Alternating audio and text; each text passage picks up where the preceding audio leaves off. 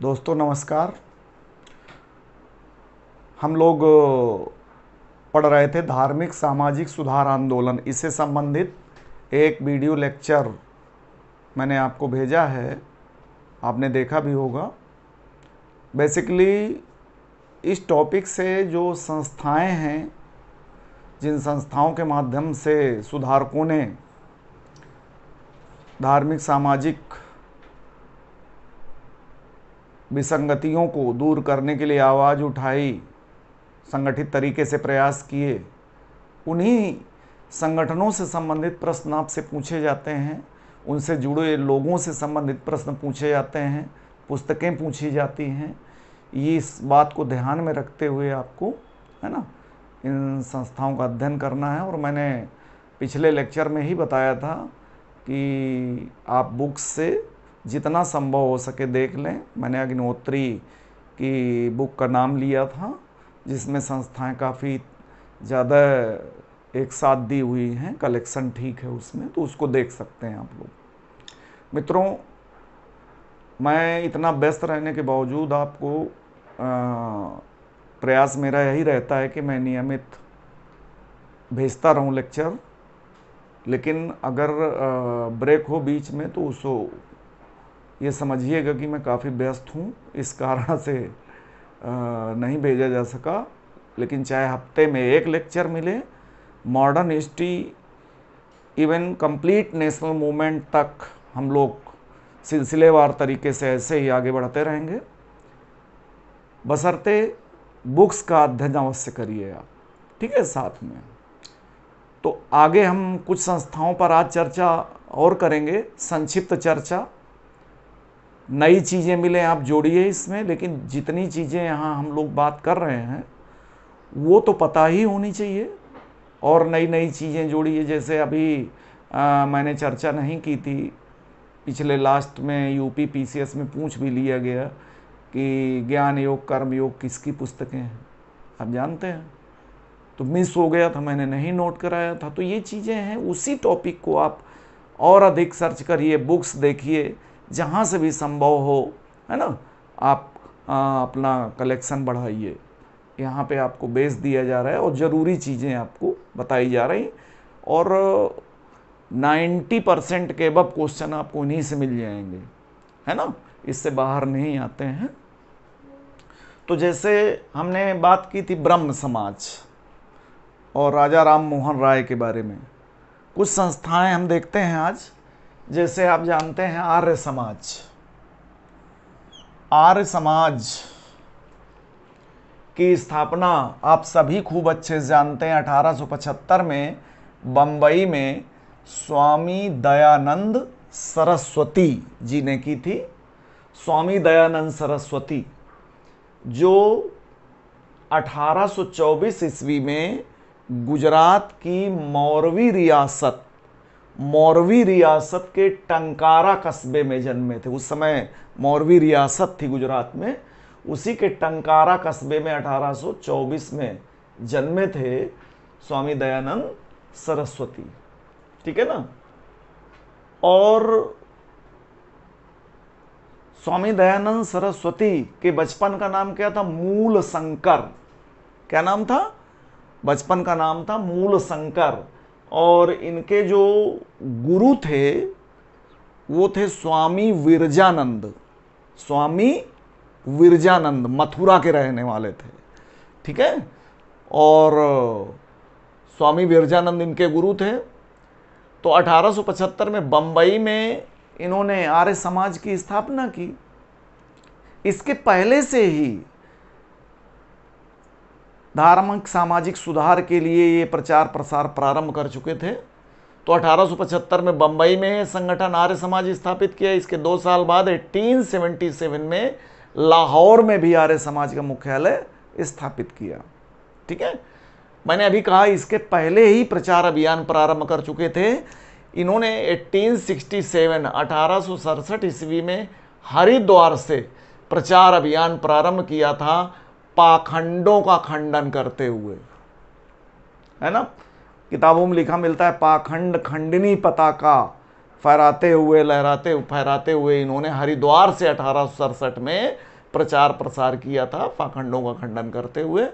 ठीक है, इन्हें भारत का मार्टिन लूथर भी कहा जाता है। टीजीटी में पूछा गया है दयानंद सरस्वती को। वेदों की ओर लौटो का नारा इन्होंने दिया। आधुनिक युग के ये प्रथम ऐसे सुधारक हैं, महामानव हैं, जिन्होंने वेदों की व्याख्या आधुनिक समस्याओं के संदर्भ में की और ये दर्शाया कि वैदिक युग में जाइए, किसी तरह का भेदभाव समाज में नहीं था, धार्मिक भेदभाव नहीं था। वैदिक युग के पूर्वार्ध में बड़े मेल जोल से रहते थे, स्त्री पुरुष के बीच समानता थी, है ना। तो ये दर्शाने का प्रयास इन्होंने किया। वेदों की ओर लौटो का नारा दिया। ये शुरू में संस्कृत में उपदेश देते थे स्वामी दयानंद सरस्वती, संस्कृत में उपदेश देते थे, लेकिन किसकी प्रेरणा से इन्होंने हिंदी में उपदेश देने शुरू किए? केशवचंद सेन की प्रेरणा से इन्होंने हिंदी में उपदेश देने प्रारंभ किए। इनकी महत्वपूर्ण जो पुस्तकें हैं उनमें सबसे प्रमुख है सत्यार्थ प्रकाश। और आप जानते हैं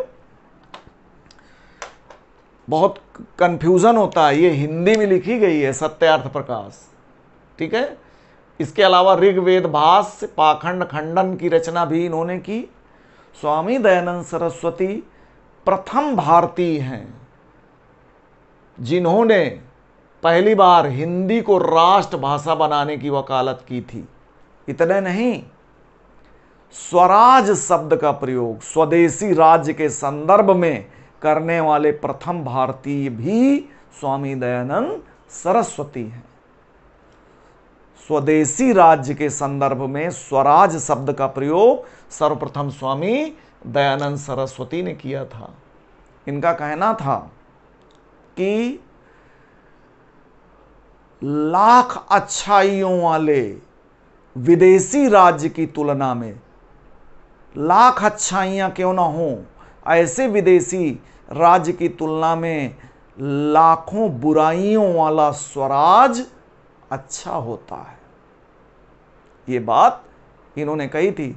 और आप जानते हैं जब आज़ादी की लड़ाई शुरू होगी तो आपको पता है कि 1906 के कलकत्ता कांग्रेस अधिवेशन में, जिसकी अध्यक्षता दादा भाई नौरोजी ने की थी, पहली बार कांग्रेस ने अपना लक्ष्य स्वराज स्थापित करना घोषित किया था।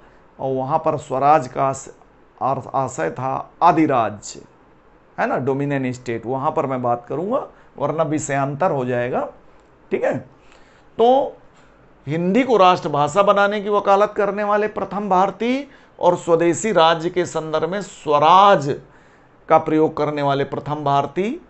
स्वामी दयानंद सरस्वती ने गोरक्षा समितियां भी स्थापित की थी। गोरक्षा समिति सबसे पहले इन्होंने स्थापित की थी। गांधी जी ने गोरक्षा सभाएं आयोजित की थी। ठीक है ना। मैं आपको बता दूं कि अजमेर में इनकी 1883 में मृत्यु होती है।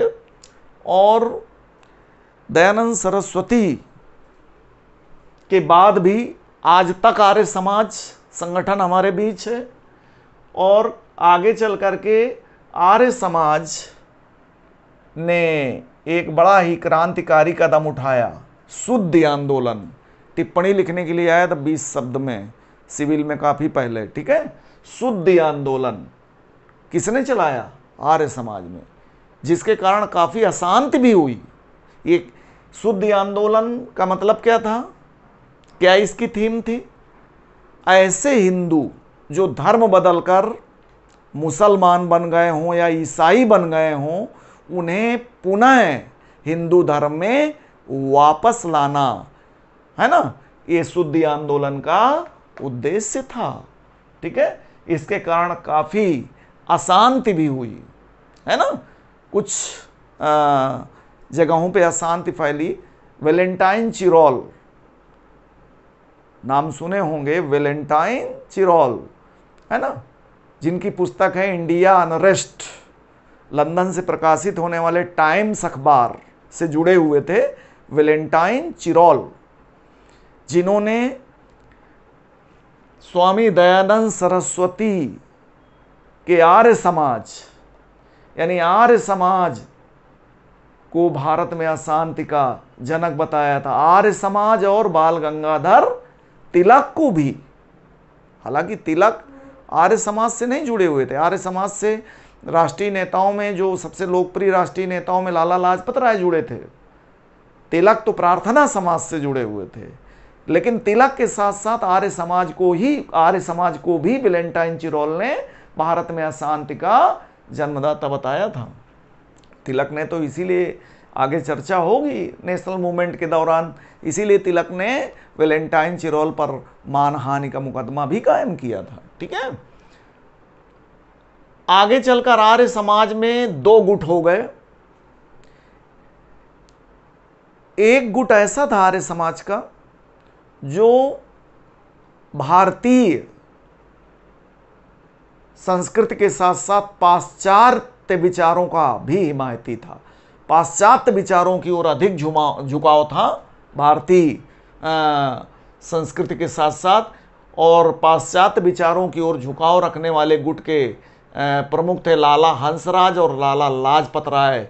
और इन्हीं के द्वारा 1886 में लाहौर में डीएवी कॉलेज, दयानंद एंग्लो वैदिक कॉलेज की स्थापना की गई लाहौर में लाला लाजपत राय, लाला हंसराज द्वारा।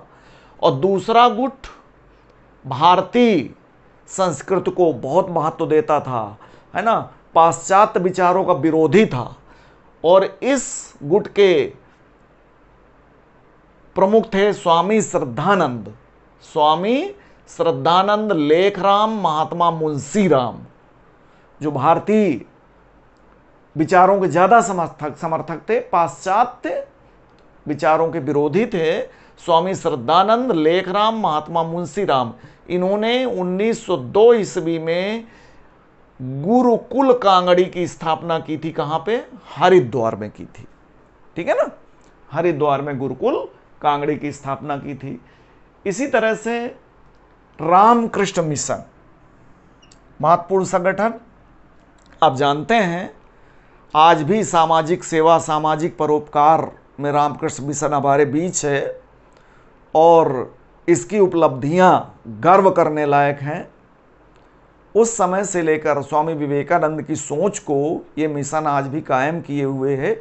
यही रीजन है कि रामकृष्ण मिशन को 1996 में भारत सरकार द्वारा डॉक्टर अंबेडकर पुरस्कार दिया गया 1996 में, और 1998 में रामकृष्ण मिशन को गांधी शांति पुरस्कार प्रदान किया गया था, है ना। आप जानते हैं इसके संस्थापक हैं, मूल संस्थापक हैं स्वामी विवेकानंद, जो 1863 में कलकत्ता में जन्मे थे, है ना, मृत्यु 1902 में हुई। स्वामी विवेकानंद के बचपन का नाम था नरेंद्रनाथ दत्त, इनके बचपन का नाम था। और खेतड़ी के महाराजा के सुझाव पर इन्होंने अपना नाम विवेकानंद रखा था। और स्वामी विवेकानंद के गुरु थे रामकृष्ण परमहंस। स्वामी विवेकानंद के गुरु थे स्वामी रामकृष्ण परमहंस, और परमहंस जी दक्षिणेश्वर, कलकत्ता के निकट दक्षिणेश्वर, कलकत्ता में है, दक्षिणेश्वर स्थित प्रसिद्ध काली माता मंदिर में पुजारी थे। ठीक है, मां काली का सबसे प्रसिद्ध मंदिर भारत में कहां है? दक्षिणेश्वर, कलकत्ता। तो विवेकानंद जी के जो गुरु हैं स्वामी रामकृष्ण परमहंस, इसी मां काली मंदिर के पुजारी थे। ये मूर्ति पूजा में भले ही विश्वास करते थे परमहंस जी, लेकिन सभी धर्मों की मौलिक एकता में इनका अगाध विश्वास था, है ना। तो परमहंस से बहुत प्रभावित थे, उनके शिष्य थे स्वामी विवेकानंद जी। स्वामी विवेकानंद आज भी युवाओं के लिए प्रेरणा स्रोत हैं। स्वामी विवेकानंद के विचार आज भी हमें उत्तेजित करते हैं, प्रोत्साहित करते हैं समाज के लिए कुछ कर गुजरने के हेतु, है ना। इन्होंने रामकृष्ण मिशन की स्थापना तो 1897 में की थी, है ना। जून 1897 में कलकत्ता के निकट वेल्लूर, जिसे वेल्लूर भी लिख दिया जाता है, वेल्लूर कर्नाटक में भी है, वेल्लूर शुद्ध नाम है, वेल्लूर या वेलुड़ में 1897 में की थी। बाद में अल्मोड़ा के मायावती में भी इसका मुख्यालय स्थापित किया गया, लेकिन स्थापना रामकृष्ण मिशन की 1897 में कलकत्ता के निकट वेल्लूर में की गई थी। बाद में अल्मोड़ा के निकट मायावती में भी रामकृष्ण मिशन का मुख्यालय बनाया गया। आज भारत के विभिन्न शहरों में इसकी रामकृष्ण मिशन की शाखाएं हैं, केंद्र हैं, जो मानव सेवा में आज भी रत है। ठीक है, आप जानते हैं रामकृष्ण मिशन का उद्देश्य क्या था? वेदांत दर्शन का प्रचार प्रसार। इस रामकृष्ण मिशन संस्था स्थापित करने के पहले स्वामी विवेकानंद जी ने 1893 में अमेरिका के शिकागो में आयोजित प्रथम धर्म संसद, जिसमें विश्व भर के धर्माचार्यों ने भाग लिया था, प्रथम धर्म संसद में भाग लिया और अपने भाषण के माध्यम से भारतीय संस्कृत का परचम पूरे विश्व में लहराया। ये सिद्ध किया, वेदांत दर्शन के आधार पे भाषण देते हुए ये सिद्ध किया, प्रूफ किया कि भारतीय संस्कृति, भारतीय धर्म, भारतीय संस्कृति एक ऐसा विश्व रूपी वृक्ष है जिसकी शाखाएं हैं दुनिया की धर्म और संस्कृतियां। यानी विश्व गुरु, भारत को विश्व गुरु का एक तरह से, दूसरे शब्दों में कहें, दर्जा दिलाया स्वामी विवेकानंद ने, है ना, अपने भाषण के माध्यम से। और बहुत सारे लोग इनके अनुयायी बने, है ना। इसके बाद आप जानते हैं जहां भी गए इनके असंख्य अनुयायी बने, इनके विचारों से प्रभावित, है ना, लोग इनसे लगातार जुड़ते चले गए, है ना। तो भले वेदांत दर्शन का प्रचार प्रसार, लेकिन मिशन का जो महती उद्देश्य है, महत्वपूर्ण उद्देश्य है, वो ये है जो कि स्वामी विवेकानंद भी मानते थे, है ना, परोपकार, है ना, दूसरों की मदद या परोपकार, दूसरों की मदद या परोपकार को ही विवेकानंद कर्म योग मानते थे। और यही कर्म योग रामकृष्ण मिशन का मुख्य उद्देश्य है वेदांत दर्शन के प्रचार के साथ साथ। ठीक है ना। इनकी पुस्तकें भी हैं, राजयोग, कर्म योग, ज्ञान योग, भक्ति योग, स्वामी विवेकानंद की, है ना। और फिर आप जानते हैं कि शिकागो से आने के बाद ही इन्होंने रामकृष्ण मिशन स्थापित किया था। इसके पहले 1895 में इंग्लैंड यात्रा पर गए थे और वहीं पर इनके विचारों से प्रभावित होकर के, जिन्हें आप जानते हैं सिस्टर निवेदिता विवेकानंद की शिष्या बनी थी, बहुत प्रभावित हुई थी। और सिस्टर निवेदिता जो शिष्या बनी विवेकानंद की, वो 1895 में विवेकानंद की इंग्लैंड यात्रा के दौरान उनसे मिली, प्रभावित हुई और 1898 में भारत भी आई। सिस्टर निवेदिका का मूल नाम था मार्गरेट एलिजाबेथ नोबुल, है ना। ये एंग्लो आयरिश महिला थी, मार्गरेट एलिजाबेथ नोबुल इनका मूल नाम था। विवेकानंद जी ने इनका नाम निवेदिता रखा था और सिस्टर निवेदिता के नाम से प्रसिद्ध हुई। राष्ट्रीय आंदोलन में इनका बहुत बड़ा योगदान रहा। सामाजिक सेवा के साथ साथ, है ना, इन्होंने राष्ट्रीय आंदोलन में भी बड़ी महत्वपूर्ण भूमिका निभाई। खुलकर राष्ट्रीय आंदोलन में भाग लेने वाले देशभक्तों की मदद की। 1905 के बनारस कांग्रेस अधिवेशन में सिस्टर निवेदिता शामिल हुई थी, जिसकी अध्यक्षता गोपाल कृष्ण गोखले ने की थी। ठीक है, विवेकानंद जी के विचार उनकी इन पुस्तकों राजयोग, कर्म योग, ज्ञान योग में मिलते हैं, भक्ति योग में मिलते हैं, है ना।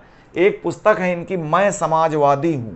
इस पुस्तक में इन्होंने उच्च वर्ग के लोगों को का आह्वान किया है कि वे अपनी सुविधाओं का परित्याग कर निम्न तबके के लोगों से मेल जोल बढ़ाएं। स्वामी विवेकानंद ने, है ना, स्वामी विवेकानंद ने बहुत ही प्रेरित करने वाला एक वक्तव्य दिया जो आज भी हमारे लिए प्रेरणा स्रोत हो सकता है। उठो, उठो, जागो और तब तक न रुको जब तक लक्ष्य की प्राप्ति न हो जाए। मेरा भी आप सबसे यही कहना है ना। उठो, जागो और तब तक न रुको, अनवरत संघर्ष करो। विफलताओं से आप मत घबराओ मित्रों, ये विफलताओं से सीखो। आपको इन महापुरुषों से सीख ये लेनी चाहिए कि इन्होंने कितना स्ट्रगल किया। बात केवल विवेकानंद जी की नहीं है ना। जितने भी सुधारक हैं उनका अगर बैकग्राउंड आप देखें, किस ईश्वरचंद विद्यासागर जैसे लोग किस दौर से गुजरे, अंबेडकर जैसे लोग, है ना, कितना जीवन में संघर्ष किया और कैसे आगे बढ़े, है ना, और आज हम उनको पढ़ रहे हैं। तो इन्हीं का कथन है, उठो, जागो और तब तक ना रुको जब तक कि लक्ष्य की प्राप्ति ना हो जाए। और देखिए, कई लोग विवेकानंद पर सीधे कहते हैं समाजवादी। मैं यहां विषयांतर नहीं करूंगा, लेकिन देखिए उनका एक कथन विवेकानंद जी का, मैं मानवता को वहां ले जाना चाहता हूं जहां न वेद हैं, न कुरान है, न बाइबिल है ना। मैं मानवता को वहां ले जाना चाहता हूं जहां न वेद हैं, न कुरान है, न बाइबिल है। ठीक है, तो स्वामी विवेकानंद जी का बहुत बड़ा योगदान है, बहुत हमारे लिए ये प्रेरणा स्रोत है। और आपको बता दूं कि सुभाष चंद्र बोस ने स्वामी विवेकानंद जी को राष्ट्रीय आंदोलन का आध्यात्मिक पिता बताया था। किसने? सुभाष चंद्र बोस ने विवेकानंद जी को, है ना, राष्ट्रीय आंदोलन का आध्यात्मिक पिता बताया था। रामकृष्ण मिशन के साथ साथ रामकृष्ण मठ भारत भर में स्थापित किए गए हैं, है ना। धार्मिक ध्यान के लिए, रिलीजियस मेडिटेशन के लिए, है ना, रामकृष्ण मठ, और मानव सेवा के लिए रामकृष्ण मिशन आज भी कार्यशील है। इसी तरह एक संस्था है थियोसोफिकल सोसाइटी। थियोसोफिकल सोसाइटी, हालांकि थियोसोफिकल सोसाइटी की स्थापना 1875 में एक अमेरिकी कर्नल H.S. ऑलकॉट ने की थी। H.S. ऑलकॉट और रूसी महिला थी H.P. ब्लावटस्की। 1875 ईस्वी में थियोसोफिकल सोसाइटी की स्थापना अमेरिका में हुई। कहां पर? न्यूयॉर्क में। इसकी मूल रूप से कहां स्थापना हुई थी? किसके द्वारा? H.S. ऑलकॉट अमेरिकी कर्नल और H.P. ब्लावटस्की रूसी महिला। H.P. ब्लावटस्की और अमेरिकी कर्नल H.S. ऑलकॉट ने मिलकर के की थी न्यूयॉर्क में। फिर ये लोग 1882 में भारत में आए, भारत में अड्यार पहुंचे, और एक बार पूछा गया थियोसोफिकल सोसाइटी, यूपीपीसीएस में, थियोसोफिकल सोसाइटी का अंतर्राष्ट्रीय मुख्यालय कहाँ है? तो 1882 में भारत के अड्यार, तमिलनाडु, चेन्नई के निकट अड्यार नदी है और अड्यार प्लेस है, वहीं पर थियोसोफिकल सोसाइटी का अंतर्राष्ट्रीय मुख्यालय स्थापित किया गया। थियोसोफिकल सोसाइटी का उद्देश्य था धर्म को आधार बनाकर मानव सेवा करना, है ना, और लोगों में देश प्रेम की भावना जागृत करना। आपको बता दूं, थियोसोफिकल सोसाइटी की लोकप्रियता एनी बेसेंट, आयरिश महिला, आयरलैंड की महिला एनी बेसेंट के, है ना, नेतृत्व में ज़्यादा बढ़ती है लोकप्रियता। एनी बेसेंट ने 1889 में एनी बेसेंट ने 1889 में थियोसोफिकल सोसाइटी की सदस्यता लंदन में ग्रहण की थी। कहां पर? लंदन में 1889 में। फिर ये शिकागो में आयोजित प्रथम धर्म संसद में भाग लेने भी गई थी एनी बेसेंट, और उसी वर्ष शिकागो से लौटकर भारत आई और थियोसोफिकल सोसाइटी का नेतृत्व संभाला, उसकी अध्यक्षा बनी। कब? 1893 से एनी बेसेंट ने इसका नेतृत्व संभाला, और इस संस्था की गतिविधियां बहुत लोकप्रियता प्राप्त करती हैं एनी बेसेंट के नेतृत्व में। और मित्रों, आप जानते हैं कि 1898 में 1898 में एनी बेसेंट ने ही बनारस में सेंट्रल हिंदू कॉलेज की स्थापना की थी।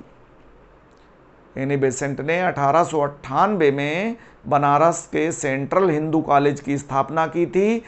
आगे चल करके 1916 में पंडित मदन मोहन मालवीय के प्रयासों से काशी हिंदू विश्वविद्यालय के रूप में परिणत हुआ।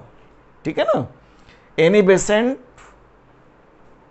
राष्ट्रीय आंदोलन में भी बराबर सक्रिय रही, है ना। होम रूल आंदोलन तिलक के साथ मिलकर चलाया, है ना। 1917 के वार्षिक कांग्रेस अधिवेशन जो कि कलकत्ता में हुआ था, उसकी अध्यक्षता करने वाली प्रथम महिला होने का गौरव भी एनी बेसेंट को प्राप्त होगा। एनी बेसेंट के बहुत ही घनिष्ठ सहयोगी थे जॉर्ज अरुंडेल, जो साये की तरह उनके साथ रहे। एनी बेसेंट के घनिष्ठ सहयोगी जॉर्ज अरुंडेल, और मैं आपको बता दूं, जॉर्ज अरुंडेल की ही पत्नी थी रुक्मिणी देवी अरुंडेल, और रुक्मिणी देवी अरुंडेल ने अड्यार में, मद्रास अड्यार में एक ललित कलाओं के विकास के लिए एक ललित कला एकेडमी स्थापित की थी, जिसे कला क्षेत्र, मूल नाम क्या था? कला क्षेत्र के नाम से जाना जाता था, है ना। रुक्मिणी देवी अरुंडेल ने स्थापित किया था, है ना, मद्रास में कला क्षेत्र को ललित कलाओं के विकास के लिए। ठीक है। इसी तरीके से एक संस्था है आपकी servant of India society, Bharat सेवक समाज, जिसकी स्थापना 1905 में पुणे महाराष्ट्र में गोपाल कृष्ण गोखले द्वारा की गई थी। एक्चुअली में महादेव गोविंद रनाडे ने दक्कन एजुकेशनल सोसाइटी की स्थापना की थी।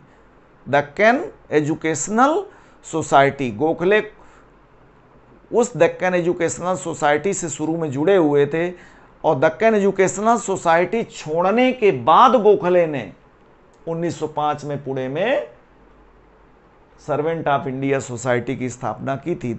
रनाडे की दक्कन एजुकेशनल सोसाइटी से तिलक जुड़े रहे, रनाडे, और कई जगह तो आपको लिखा मिलेगा कि रनाडे के साथ साथ तिलक को भी दक्कन एजुकेशनल सोसाइटी का संस्थापक माना जाता है। और ये पूना में इसकी स्थापना हुई थी, पुणे में, और बाद में पुणे के फर्गुसन कॉलेज के रूप में दक्कन एजुकेशनल सोसाइटी किस रूप में? पूना के फर्गुसन कॉलेज के रूप में परिवर्तित हुए। ठीक है। तो इसकी सर्वेंट ऑफ इंडिया सोसाइटी की स्थापना की थी गोपाल कृष्ण गोखले ने दक्कन एजुकेशनल सोसाइटी छोड़ने के बाद 1905 में पुणे में, और प्रथम अध्यक्ष गोखले ही थे। गोखले के बाद इसके 4 अध्यक्ष और हैं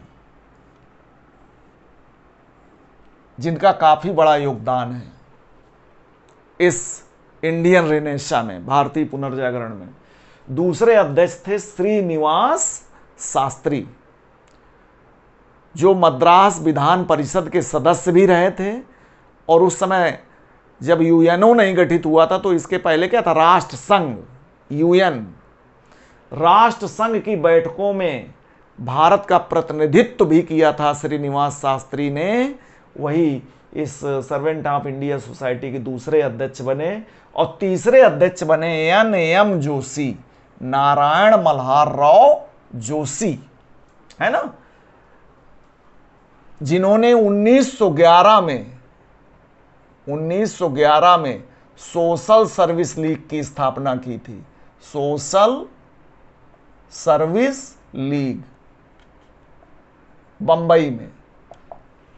एक्चुअली कम्युनिज्म की ओर झुकाव के कारण NM जोशी को भारत सेवक समाज छोड़ना पड़ा था, है ना। साम्यवादी विचारधारा की ओर इनका झुकाव धीरे धीरे बढ़ रहा था तो इनको छोड़ना पड़ा था।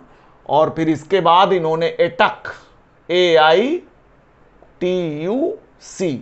All India trade union Congress, जिसे एटक कह दिया जाता है शॉर्ट में, NM जोशी ने भारत सेवक समाज छोड़ने के बाद बंबई में ही एटक की स्थापना की थी। यानी NM जोशी के प्रयासों से ही एटक की स्थापना बंबई में हुई। लेकिन 1920 एटक का प्रथम अधिवेशन कब हुआ, 1920, है ना, में प्रथम अधिवेशन हुआ। और इस प्रथम अधिवेशन की अध्यक्षता की थी किसने, एटक के लाला लाजपत राय ने एटक के प्रथम अधिवेशन की अध्यक्षता की थी। तीसरे जो अध्यक्ष हैं गोखले के बाद के, ये चौथे अध्यक्ष पंडित हृदयनाथ कुंजरू, पंडित हृदयनाथ कुंजरू,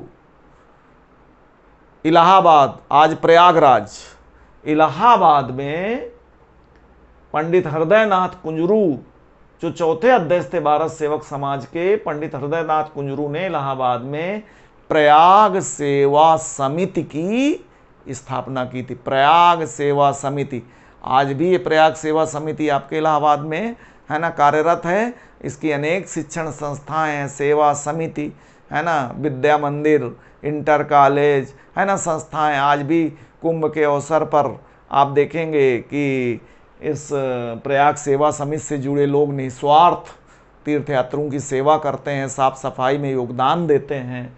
तो वही पंडित हृदयनाथ कुंजरू ने इलाहाबाद में प्रयाग सेवा समिति की स्थापना की थी, जो चौथे अध्यक्ष थे सर्वेंट ऑफ इंडिया सोसाइटी के। और पांचवें अध्यक्ष थे कौन, श्री राम वाजपेयी।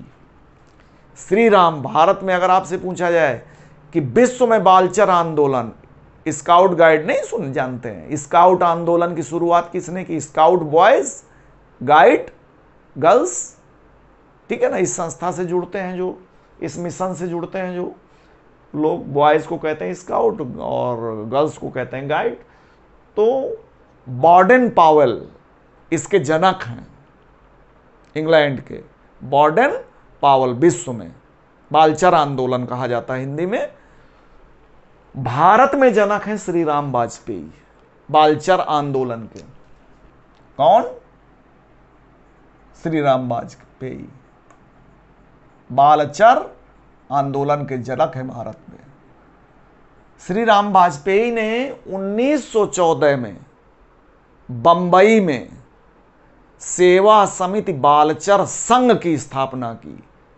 श्री राम वाजपेयी ने 1914 में बंबई में सेवा समिति बालचर संघ की स्थापना करके बालचर आंदोलन का श्री गणेश किया था।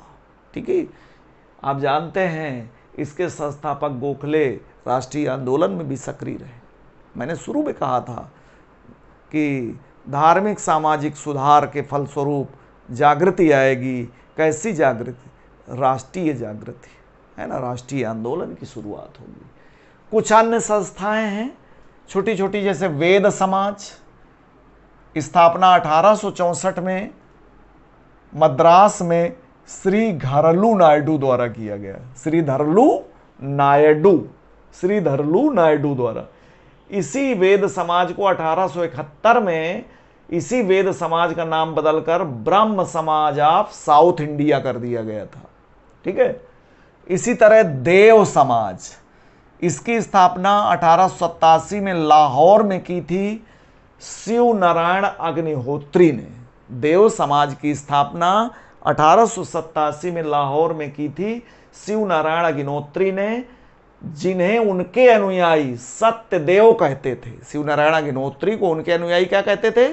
सत्यदेव कहते थे। और उनकी शिक्षाएं क्या कहलाती थी? देव धर्म कहलाती थी। और उनका साहित्य क्या कहलाता था? देव शास्त्र कहलाता था, है ना। शिव नारायण अग्निहोत्री जो देव समाज के संस्थापक हैं, उनके अनुयायी उन्हें सत्यदेव कहते थे। उनका साहित्य देव शास्त्र कहलाता था। उनकी शिक्षाएं देव धर्म कहलाती थी। इसी तरह यूपी का एक संगठन है उत्तर प्रदेश का राधा स्वामी सत्संग, सामाजिक सेवा के लिए। राधा स्वामी सत्संग, इसकी स्थापना स्वामी शिवदयाल साहब अथवा महात्मा तुलसी राम ने। महात्मा तुलसी राम या कह लीजिए स्वामी शिवदयाल साहब ने आगरा में, दयाल बाग, आगरा के कहाँ? यूपी उत्तर प्रदेश के आगरा में प्लेस है दयाल बाग, यहीं पर की थी 1861 में, है ना। तो आज भी इसका मुख्यालय राधा स्वामी का कहाँ है? दयाल बाग। आप कभी जाइएगा दयाल बाग जरूर जाइएगा। इनके अपने इनका जो मंदिर है राधा स्वामी मंदिर, है ना, तब से बनना शुरू हुआ था, आज भी बन रहा है। चाहे एक ईंट रखी जाए, रोज रखी जाती है, ये परंपरा है। अभी भी जाएंगे तो राधा स्वामी का मंदिर बनता हुआ नजर आएगा। ठीक है। मद्यपान का निषेध, समाज सुधार, बहुत सारी, है ना, इस संस्था से जुड़ी गतिविधियां हैं जो आज भी संचालित की जा रही हैं। इसी तरह गुजरात में मानव धर्म सभा की स्थापना 1844 में गुजरात में मेहताजी दुर्गाराम मंचाराम, एक नाम है मेहताजी दुर्गाराम मंचाराम द्वारा की गई। राजमुंद्री एक प्लेस है आंध्र प्रदेश में। अगली संस्था है राजमुंद्री रिफॉर्म एसोसिएशन। रिफॉर्म माने सुधार। आंध्र प्रदेश के राजमुंद्री में इस रिफॉर्म एसोसिएशन, जिसका नाम है राजमुंद्री रिफॉर्म एसोसिएशन, की स्थापना 1878 में के वीरेश लिंगम, कंदुकरी वीरेश लिंगम, के वीरेश लिंगम द्वारा की गई थी। और मैं आपको बता दूं, महादेव गोविंद रनाडे ने वीरेश लिंगम को आंध्र प्रदेश का ईश्वर चंद विद्यासागर बताया है। वीरेश लिंगम को आंध्र प्रदेश का ईश्वर चंद विद्यासागर किसने बताया था? महादेव गोविंद रनाडे ने, जिन्हें महाराष्ट्र का सुकरात भी कहा जाता है ना। क्यों ये कहा था? जिस प्रकार बाल विवाह, सती प्रथा के खिलाफ आवाज उठाना, विधवाओं की दशा सुधारने के लिए, विधवा पुनर्विवाह के लिए सक्रिय आंदोलन चलाने का जो कार्य है, जिस तरह उत्तर भारत में ईश्वर चंद विद्यासागर ने किया, उसी तरह वही काम दक्षिण में आंध्र प्रदेश में वीरेश लिंगम ने किया। जिस प्रकार महिला उत्थान के लिए कार्य करते हुए उत्तर भारत में विधवा पुनर्विवाह के लिए आंदोलन चलाया और पहला विधवा पुनर्विवाह 1856 में कराया, है ना, उत्तर भारत में, बंगाल में ईश्वर चंद विद्यासागर ने। उसी तरह 1871 में पहला विधवा विवाह, दक्षिण का पहला विधवा विवाह कराया किसने? वीरेश लिंगम ने। इसीलिए रनाडे ने इन्हें आंध्र प्रदेश का ईश्वर चंद विद्यासागर बताया। मित्रों, एक संस्था है जैसे परमहंस मंडली समाज सुधार के लिए, 1849 में इसकी स्थापना पुणे महाराष्ट्र में की थी। किसने? गोपाल हरि देशमुख ने, जिन्हें लोक हितवादी के नाम से भी जाना जाता है। एक संस्था है आपकी प्रार्थना समाज, कई बार पूछा गया है। इसकी स्थापना 1867 में बंबई में आत्माराम पांडुरंग द्वारा रनाडे की प्रेरणा और सहयोग से की गई है ना। कहीं कहीं जब आत्माराम पांडुरंग न विकल्प में दिया हो तो इसके संस्थापकों में रनाडे का नाम रनाडे सही रहेगा, क्योंकि उन्हीं की प्रेरणा से आत्माराम पांडुरंग ने उद्घाटन किया इसका। लेकिन संस्थापक माने यही जाते हैं आत्माराम पांडुरंग, है ना। और मैंने कल पिछले लेक्चर में यंग बंगाल आंदोलन के जनक हेनरी विवियन डेरोजियो के बारे में बताया था, जिनका जीवन काल बहुत अल्प रहा, 1806 से 1831 तक जीवित रहे। लेकिन ये एक एंग्लो इंडियन थे, हेनरी विवियन डेरोजियो। और जब तक ये कलकत्ता के हिंदू कॉलेज के प्राध्यापक रहे तब तक इनका यंग बंगाल, जानते हैं यंग इटली में मेसनी का यंग इटली जो संगठन है उसकी तर्ज पर इन्होंने यंग बंगाल आंदोलन, ये फ्रांसीसी क्रांति से बहुत प्रभावित थे, मैंने चर्चा की थी, है ना। और आधुनिकता के अतिशय समर्थक थे। ये भारत में जो कट्टरवाद था, हिंदू कट्टरवाद बिल्कुल पसंद नहीं करते थे, उसके कड़े आलोचक थे। और लिखा आपको मिलेगा, यही रीज़न है कि इसी वजह से इन्हें हिंदू कॉलेज छोड़ना भी पड़ा था, है ना। और जब तक रहे इनका आंदोलन, 26 से 31 तक रहे हिंदू कॉलेज के प्राध्यापक, तब तक ये यंग बंगाल आंदोलन बहुत जोर पकड़ा, है ना। इन्हें ये पाश्चात्य सभ्यता के अतिशय हिमायती थे, उग्र सुधारवादी आंदोलन था ये इनका। इन्होंने अनेक, मैंने उस दिन बताया था, डिबेटिंग क्लब की स्थापना की, है ना। समाज में समानता लाने के लिए सोसाइटी, है ना, एक संस्था बनाई थी, society for the acquisition of general knowledge, society for acquisition of general knowledge, academic association, debating club इन्होंने ही स्थापित किया। बंग हित सभा के संस्थापकों में भी शामिल थे। और आधुनिक भारत का पहला राष्ट्रवादी कवि होने का गौरव भी डेरोजियो को प्राप्त है ना। एक पत्रिका थी बंगाल स्पेक्टेटर नामक पत्रिका का संपादन भी इन्होंने किया था। और सुरेंद्र नाथ बनर्जी ने डेरोजियो के बारे में क्या कहा था? सुरेंद्र नाथ बनर्जी ने कहा था डेरोजियो के बारे में, बंगाल में आधुनिक सभ्यता का अग्रदूत और हमारी जाति का पिता बताया था।